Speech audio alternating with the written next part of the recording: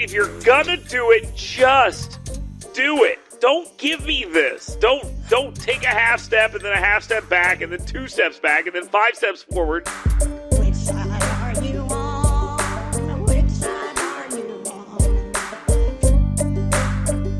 Dale Jackson here with you. Thank you very much for joining us. Appreciate your time here today and every day that you are here with us.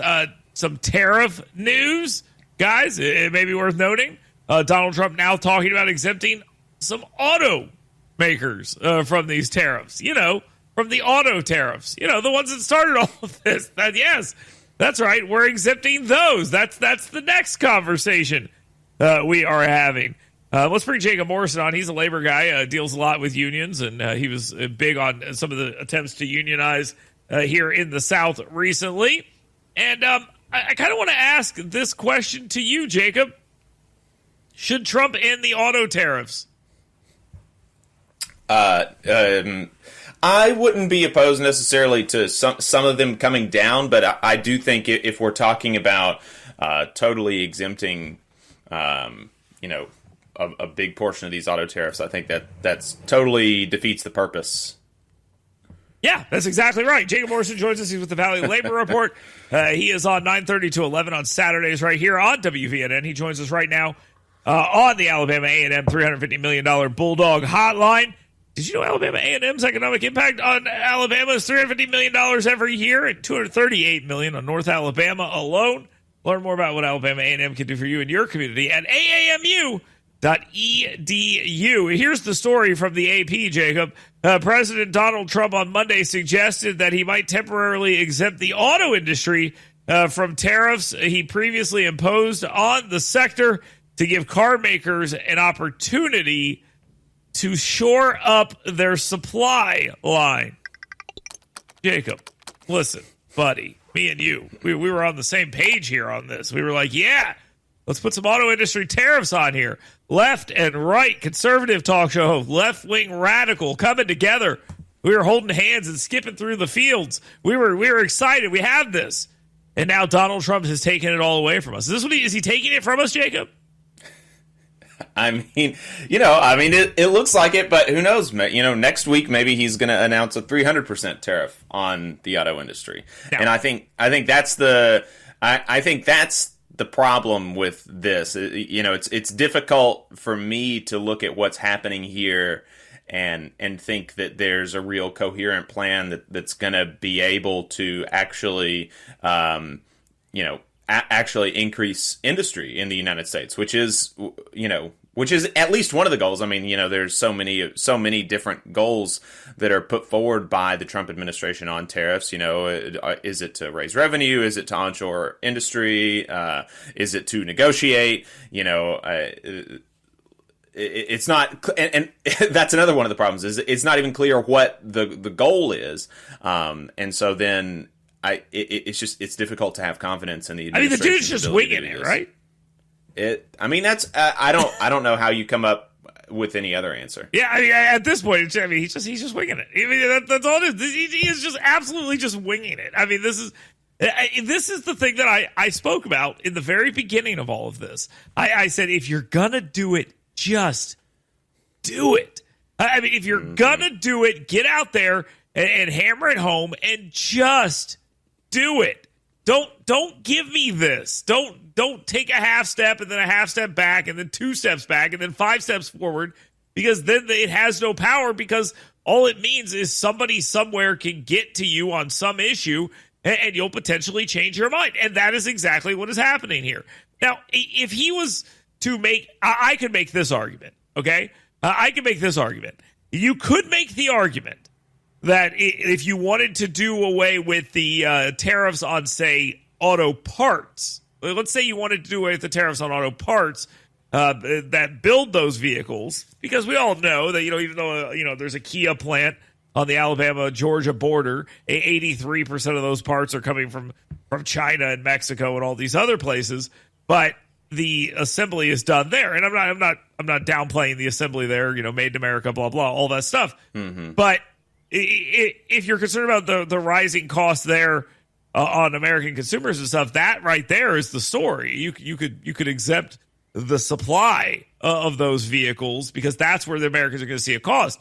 But exempting on vehicles coming in from a BMW line in Europe, that doesn't make any sense. Right. I mean, right? Is that fair to say? Yeah, no, that's for sure fair. And it is worth noting that, a lot of the corporate kind of problems with the tariffs is that, it's going to take so long to stand up new facilities and things like this. And that's true enough, but there is a lot of underutilized capacity among the American automakers. And Sean Fain talked about this in his address to his union last week. If you just look at the big three automotive manufacturers, they have enough capacity with still active plants that they could add another 2 million vehicles. They could create another 50,000 jobs. And that doesn't count the parts suppliers. That doesn't even count the non-union automotive manufacturers in the United States, which could add another 40,000 jobs with their underutilized capacity. So there's a lot that could be done right now to, literally in 3 weeks, right, to create lots of jobs in the automotive sector for sure, because that's what the UAW looked at. But, you have to imagine that there's a lot of that the same situation exists in a lot of manufacturing industries. And of course, it is true that, in the long term, and to really, really ramp up production, it takes years, but there's a lot that could be done immediately. And but to even get that to happen, we have to have some level of consistency.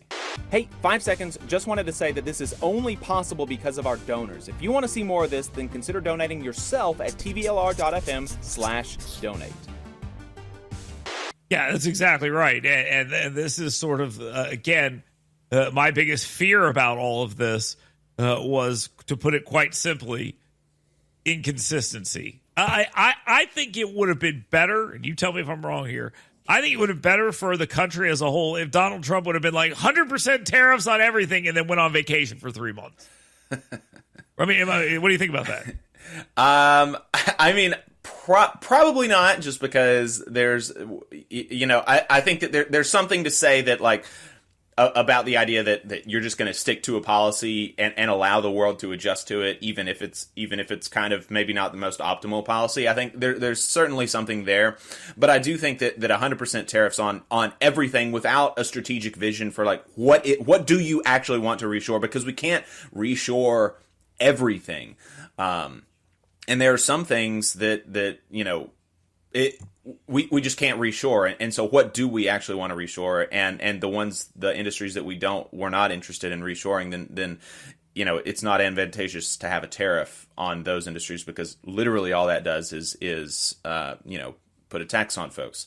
So, I think that that really what we need is somebody that's actually looking at this strategically and coming up with a plan. And so you like the flexibility? Yeah, that's what you're saying. You like you're a fan of the flexibility. No. I mean, I don't. I mean, the flexibility is not good. I mean, if we had somebody that put a lot of tariffs on a lot of industries and then stuck with it without bringing in all the other unnecessary stuff, that would be the preference. Okay, all right. I mean, I think that's probably fair too.